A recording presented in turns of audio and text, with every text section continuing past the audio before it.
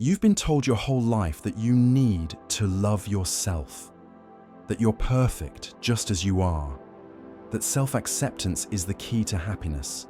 And yet, every time you hear it, something inside you recoils, because deep down, you don't believe it. And the gap between who you're told you should be and who you actually are, that gap is where the self-disgust lives. The ancient philosophers knew this. They understood that the modern obsession with unconditional self-love often makes things worse because it highlights the very distance between your ideal self and your reality. So let me ask you something. What if you don't need to love yourself right now? What if the cure isn't acceptance, but something far more powerful? 2,000 years ago, a Roman emperor sat alone in his tent, writing to himself. Marcus Aurelius wasn't penning grand proclamations for history. He was battling his own mind, his own failures, his own self-criticism. The meditations weren't meant for us. They were his private war against the voice that told him he wasn't enough. And here's what's haunting. The most powerful man in the world struggled with the same thing you do. Self-disgust isn't new. It isn't a product of Instagram or TikTok. It's ancient. And so is the cure. Most people don't hate their lives. They hate themselves.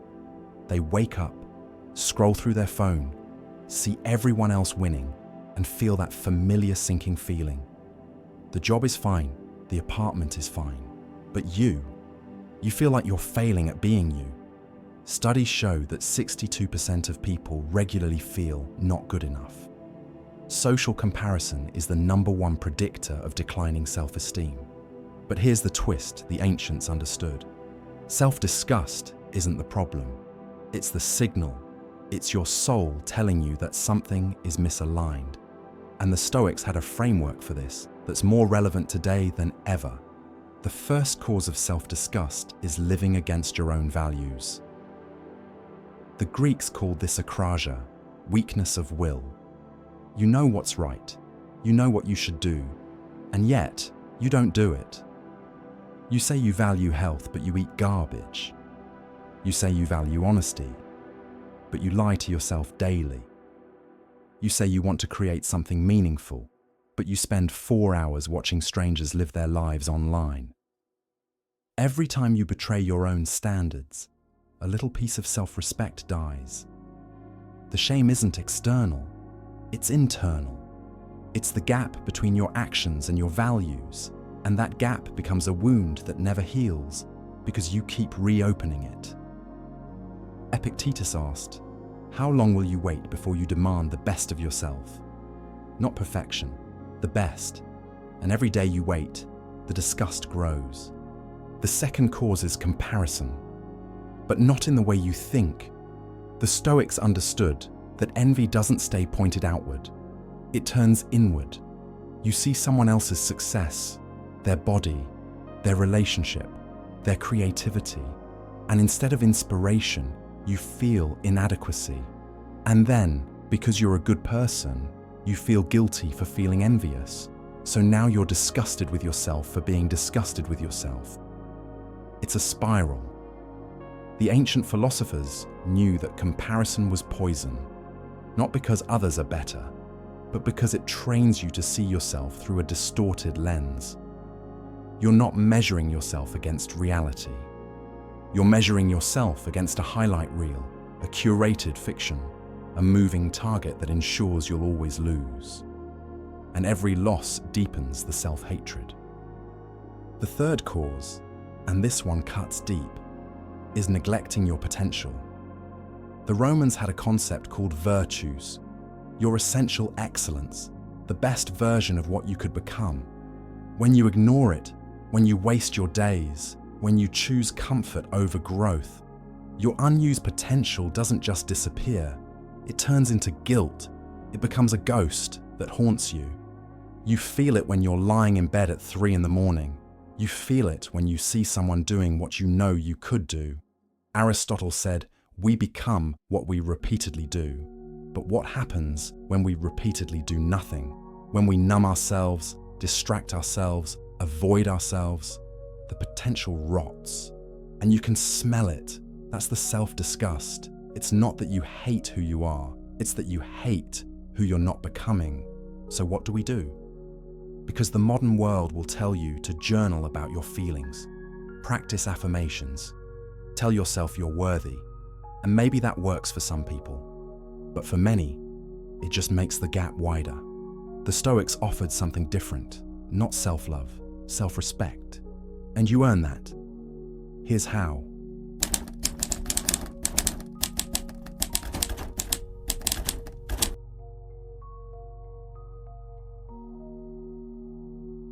The ancient practice they used was what I call the mirror of virtue.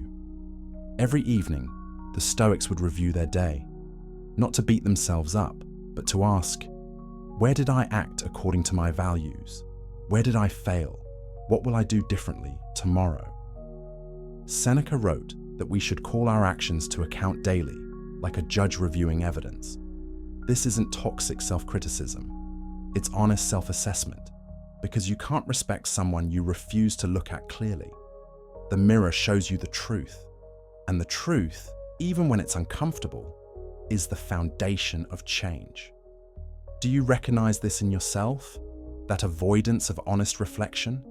If ideas like this help you see yourself differently, if they make you feel less alone in this struggle, you'll want to stick around. Because we're building something here.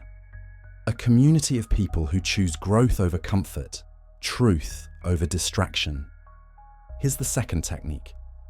Small commitments create small wins, and small wins rebuild self-respect. You don't need a massive transformation. You need to prove to yourself that you can keep a promise. One promise. Make your bed. Go for a 10-minute walk. Write one paragraph. Read 5 pages. The Stoics understood that discipline isn't punishment. It's self-care. Every time you do what you said you'd do, you're telling yourself, I am someone who keeps their word. And slowly, the self-disgust fades because you're no longer living in betrayal of yourself. You're building evidence of your own reliability. Marcus Aurelius wrote, "You have power over your mind, not outside events. Realize this, and you will find strength." The power is in the small daily choices. The third technique is this: treat discipline as medicine for shame. When you feel that wave of self-disgust, don't run from it. Don't numb it with scrolling or binging or shopping. Ask it, what am I avoiding? What have I neglected? Then do one small thing to address it.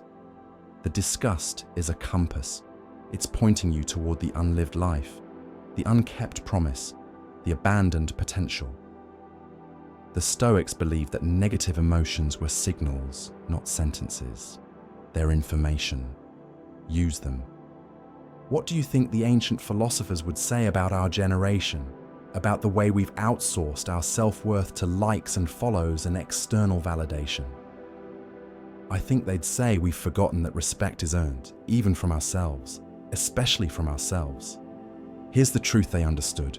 You don't need to love yourself today. You just need to start respecting yourself. Love might come later, or it might not. But respect, that's built through action, through integrity, through showing up for yourself even when no one's watching. The ancient cure for self-disgust isn't affirmations. It's alignment. Aligning your actions with your values. Aligning your days with your potential. Aligning who you are with who you're capable of becoming. You're not broken, you're just misaligned. And every day is a chance to close that gap, not through perfection, but through practice, through small, honest steps toward the person you know you could be. Join the people who choose growth over self-hate, who choose truth over comfort, who understand that the path to a life you love starts with becoming someone you respect. So let me ask you, what is one small action your future self will thank you for? Drop it in the comments. Let's build this together.